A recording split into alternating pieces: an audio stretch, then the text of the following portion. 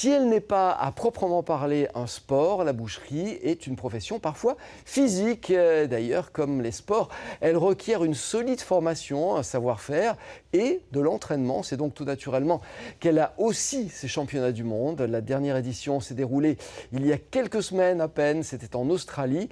Et figurez-vous que c'est une équipe originaire de notre région qui les a remportés. Elle s'est entraînée à Grand-Croix dans la Loire. Et Grand-Croix, nous allons y retrouver tout de suite Dolores Mazzola. Bonjour Dolores. Sur les 7 bouchers de l'équipe de France, eh bien, ils étaient tous de la région, n'est-ce pas ? Absolument Alain, bonjour, ils étaient tous de la région. On peut être fier de cette équipe parce qu'elle a remporté pour sa première participation au World Butchers Challenge le premier prix. Voilà, Cocorico. Alors cette équipe, effectivement, nous sommes dans le QG de cette Team France et je vais rejoindre de ce pas 2 des membres de cette équipe, Olivier et Lucas Bell. Olivier et Lucas Bell, qui font partie de l'équipe. Bonjour messieurs, merci de nous accueillir ici à la boucherie Bell. Alors, vous avez remporté ce premier prix pour cette première participation. Cocorico, c'est une grande fierté. Oui, c'est une grande fierté, pour une première, c'est super. Alors, ça consistait en quoi ce défi? Expliquez-nous Lucas. Donc il fallait traiter un demi-porc, Oui. un agneau entier et une demi-bête. Tout ça en 3 heures et tout ça transformé en spécialité. Et les saucisses? Et les saucisses, sans oublier les saucisses. Sans oublier les saucisses. Alors, qui composait cette équipe? Expliquez-nous, Olivier, parce qu'il y avait 6 membres d'équipe, mais vous étiez 11 au total, alors dites-moi tout. Donc à la base, c'est une équipe de copains et elle a été créée par Didier Massot, qui est Relais de France, qui est originaire de l'Ain. Ensuite, il y a Joël Lucas, qui est Relais de France aussi, qui est du Rhône, ainsi que Johan Mounier, qui est de Valence. Aurélien Brise, qui travaille sur Lyon mais qui est originaire de Rouen, qui est meilleur apprenti de France et meilleur apprenti européen. Lucas Bell. Lucas Bell, votre fils. Voilà, pareil, meilleur apprenti de France et meilleur jeune européen. Il y a Joseph Agnani, qui fait partie de l'entreprise, qui était la personne qui faisait tout ce qui était décor et qui n'avait pas le droit de toucher le couteau au niveau du concours. Oui, alors ça. Cette personne importante. Ouais. Il y avait Marlène Huette qui s'occupait de tout ce qui était design. Il y avait Thomas Fabre et Thomas Guillaumard. Thomas Fabre pour la communication et Thomas Guillaumard pour tout ce qui était juge et traduction. Et Jean-Michel Bonnevert qui s'occupait de tout ce qui est Mur et France aussi, qui est de Paris et qui s'occupait de mettre les recettes en place. D'accord. Et il y avait vous aussi. Et moi, et vous alors, qu'est-ce que vous faisiez? Moi, j'étais remplaçant. Vous étiez remplaçant au cas où remplaçant, quelqu'un se blesse, et puis on a participé aussi à l'organisation de beaucoup de choses sur place aussi. Alors, on peut dire, Alain, vraiment, on a mis une pâtée au roast beef. C'est pas très gentil de le dire comme ça. Pas super gentil. Non, c'est pas très gentil. Non. Mais en fait, pour cette première participation, vous vous êtes entraîné très très longtemps ici, Lucas, n'est-ce pas? C'était une préparation longue. On s'est entraîné pendant 8 mois. 8 mois. On s'entraînait à peu près toutes les semaines ou toutes les 2 semaines. Voilà, sur votre temps, effectivement. Ouais, sur notre temps, Ouais. tous les lundis. Ouais, c'était très long. Alors, qui coachait toute cette préparation? C'était un petit peu un travail de groupe? C'était un travail... C'était un travail de groupe.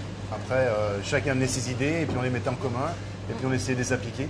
Alors, et jusqu'au bout, on a affiné, et puis jusqu'au jour J, quoi. Vous m'avez dit en préparant cette émission, vous avez pratiquement élaboré 60 recettes nouvelles. Faites-nous un petit peu saliver. Qu'est-ce qu'il y avait de bon sur cette société? Pour moi. Allez, à vous, Donc, Lucas. on avait des escargots, si vous voulez, avec le beurre d'escargot, et à l'intérieur, on avait de l'agneau. Ouais. On a changé un peu trois petites choses. On avait fait un roast beef avec une rosace à l'intérieur, truffes, foie gras. Ouais. On avait fait pas mal de petites choses comme ça, un baron farci, des choses un peu typiques français. D'accord. Alors, typique français, justement, parce que ce qu'il faut savoir, c'est que les anglo-saxons ne préparent pas la viande comme les Français. C'est ce que j'ai découvert en préparant cette émission. Alors, qu'est-ce qui change entre nous Ce qui différencie avec nous, ils font beaucoup de choses à griller, beaucoup de saucisses à griller, beaucoup de viande à griller, marinée. Ouais. Ils détaillent un petit peu moins les pièces. D'accord. Alors, C'est un peu moins fin un comme peu moins préparation. fin et ils ne recherchent pas le petit muscle comme le français ou comme la méthode française a l'habitude de faire. D'accord. Faut savoir-faire. Parce que la méthode française, elle est guidée par la cuisine, par la gastronomie, c'est ça, c'est un petit peu l'idée. Exactement. Ouais. En France, on a des super tradition. cuisiniers, une tradition de cuisiner avec des morceaux à griller, des morceaux à braiser, des morceaux à bouillir qui sont bien définis. Et c'est la particularité. Après, dans leur pays, c'est pratiquement tout à griller ou haché. Plus de barbecue, Voilà. beaucoup plus de viande en boulettes, des choses comme ça. De la Oui. boulette, du steak Ouais, haché, ouais. de la saucisse. Et puis après, ce qui reste, c'est les bonnes pièces, c'est-à-dire côte de bœuf, entrecôte. Là, en fait, c'est tout des choses à griller. Alors, on a vu sur ce championnat qu'il y avait un buffet magnifique, un buffet de 7 mètres de long, sur 1,50 m. Vous vous êtes fait aider par une designer. Alors, moi, j'étais baba parce que designer en boucherie, c'est pas évident. Pourquoi vous avez fait appel à un designer? Designer pour qu'elle nous. Parce qu'un buffet de 7 mètres 50 par 1,50 m, c'est pas tous les jours qu'on en fait. Hein. Ouais. Après, elle nous a apporté l'idée pour mettre en valeur, pour mettre en hauteur, pour mettre voilà, des petites choses qu'on n'avait pas l'habitude de faire. Alors- Donc, chacun a amené sa petite pierre à l'édifice pour arriver. Pour faire un beau buffet. Pour faire un beau buffet. Alors, petite question comme ça, très très vite, hein, vous me répondez rapidement. Qu'est-ce que c'est qu'une bonne viande? Une bonne viande, c'est une viande tendre, une viande goûteuse, une viande savoureuse. Mais après, pour trouver la bonne viande, c'est de bien déterminer le bon muscle pour la bonne méthode de cuisson. D'accord. Voilà, ça, c'est quelque chose de très important aussi. Alors, méthode de cuisson. Et puis, il y a bonne- l'élevage, Il y a tout ce qui va avec. Alors, Alain, vous le saviez peut-être, hein, mais en boucherie, il y a des termes très techniques. C'est un art, un artisanat qui confine à l'art, à la gastronomie. Mais il y a aussi un jargon des bouchers. Est-ce que vous le connaissez? Ah oui, c'est l'argomuche louchébem. Mais je voulais vous dire, méfiez-vous, parce que vu la façon dont les bouchers vous regardent, vous allez finir en paupiette. Je ne vais pas finir en paupiette, Alain. Non, non. Alors, l'argomuche louchébem, pardon. Oh, c'est Le muche compliqué. de louche, ben, moi. Alors, c'est compliqué. Est-ce que vous le parlez ici à la boucherie Belle? Un petit peu? Lucas, vous l'avez appris? Un petit peu, de Oui, temps en temps. c'est un argot un petit peu populaire. Ouais, voilà, c'est histoire de. Enfin, je sais pas comment expliquer. Oui, c'est nos se petits faire trucs. comprendre, hein. Voilà, c'est le Alors, petit truc en plus du boucher. c'est le petit truc en plus du boucher que le client comprend pas et effectivement, c'est un petit peu sympathique. C'est pas pour dire du mal de nos clients. Non, pas du tout. Non. Alors, simplement, la Boucherie Belle, c'est une institution à la Grand Croix. Elle existe depuis 1972, hein, vous le disiez. 3 générations de grands-pères, en père, en fils. Alors, Lucas, vous êtes la dernière génération. Moi, j'aimerais savoir, qu'est-ce qui vous a poussé vers la boucherie? Parce que, pour le coup, au départ, vous ne vous destiniez pas du tout à la boucherie. C'est vrai, au début, je suis parti sur de l'optique. Finalement, en travaillant un peu l'été, j'ai laissé tomber l'optique et je suis Ouais. parti plutôt dans la boucherie. Ouais. Ouais, c'est un métier qui me plaît. On a de la vente, c'est Ouais, c'est assez de la varié quand même. découpe, il y a Ouais. pas mal de choses. Et qu'est-ce qui est le plus difficile dans ce métier quand même? Le froid, se lever un peu le Oui, matin, c'est vrai qu'il fait c'est un froid. peu compliqué. Mais sinon, ça va. Ouais. Alors Après, il faut aimer son métier. c'est pas votre papa qui vous a formé, hein? Non. Olivier, vous l'avez confié à qui, votre lardon, j'ai envie de dire? Ah, j'ai mis entre les mains de Joël Lucas, Ouais. qui travaille sur Lyon, à Maison Vessière, Ouais. il faut le dire aussi, Oui. qui a formé beaucoup d'apprentis et qui a à mettre dans l'apprentissage, on va Qui dire. a un maître dans l'apprentissage. Ouais, Il faisait partie de la Dream Team. Hein, Qui faisait en partie plus. de l'équipe, bien sûr. L'équipe Team France. Donc ce Ouais. qui était sympa aussi, c'est que Joël les a emmenés tous les deux, donc Aurélien Brise Ouais. et Lucas, au titre de meilleur apprenti de France, ainsi que meilleur jeune européen. Oui. Et en plus, ils finissent dans un super concours mondial, Ouais. ensemble, en travaillant ensemble et en réussissant ensemble. Alors, il y a de Donc quoi pour être lui, fier. c'était une super fierté.